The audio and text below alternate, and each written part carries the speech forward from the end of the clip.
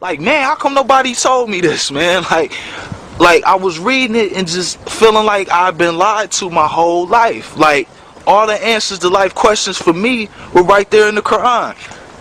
And I just never picked it up and really sat down and read it. And trust me, at that point I was reading a whole lot of stuff, man. I read Message to the Black Man and all the literature from the Nation of Islam. I studied the lessons, the 120, the history of the father, all the stuff from the nation, from the 5%ers and everything. I was reading the stuff Nuwabians was putting out. I was reading about Buddhism, Judaism, everything. Jehovah's Witness, the different forms of Christianity, the different denominations or whatever. And I sat down and read that Quran, man, and I said, how come nobody ever told me this, man?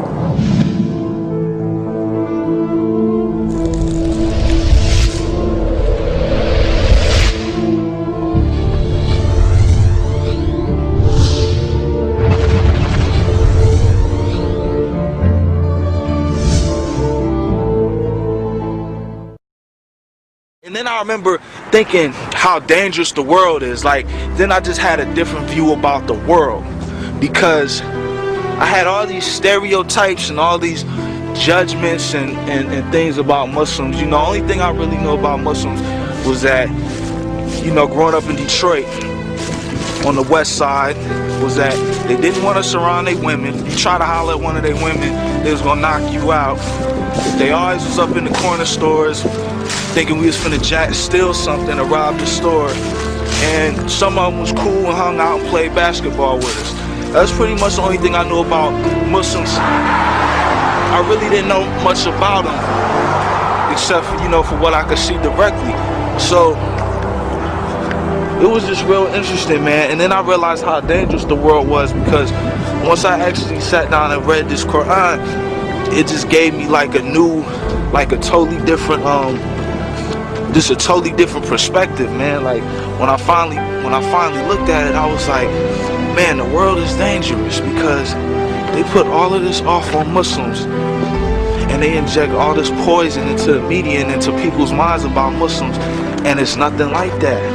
I'm sitting here reading for myself, and I hadn't even took Shahada yet. I was reading the Quran, I hadn't even become Muslim, and I was just thinking like, man, the world is really a dangerous place, and the media encourages this. They make Muslims look bad. So I took Shahada maybe a few months later after reading the Quran. I finally took Shahada, alhamdulillah. And you know, the following year, September 11th happened.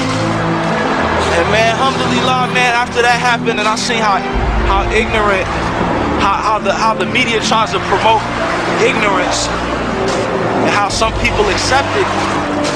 It didn't do anything but make my faith stronger in Islam and make me realize that Islam really is the truth.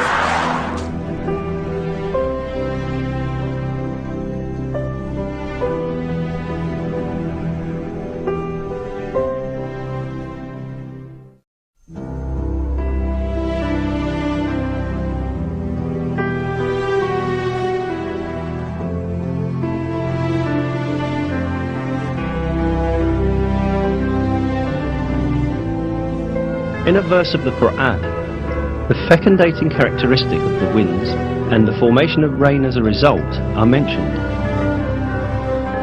And we sent the fecundating winds, then caused water to descend from the sky, therewith providing you with water in abundance.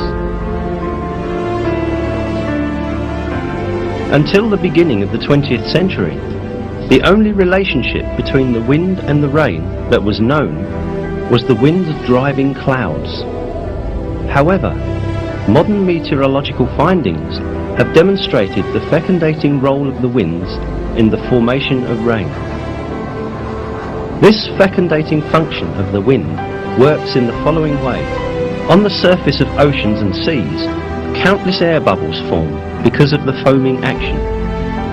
The moment these bubbles burst, thousands of tiny particles with a diameter 1/100th of a millimeter are thrown into the air.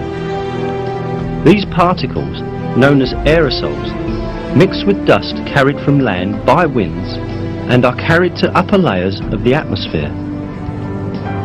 These particles, carried to higher altitudes by winds, come in contact with water vapour up there. Water vapour condenses around these particles and turns into water droplets. These water droplets first come together and form clouds, and then fall on the earth in the form of rain.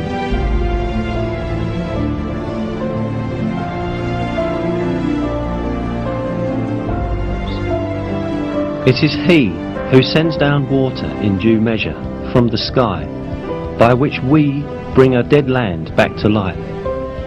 That is how you too will be raised from the dead.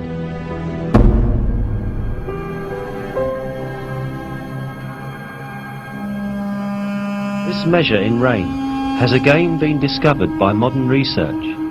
It is estimated that in 1 second, approximately 16 million tons of water evaporate from the earth. This figure amounts to 513 trillion tons of water in 1 year. This number is equal to the amount of rain that falls on the earth in 1 year. This means that water continuously circulates in a balanced cycle according to a measure.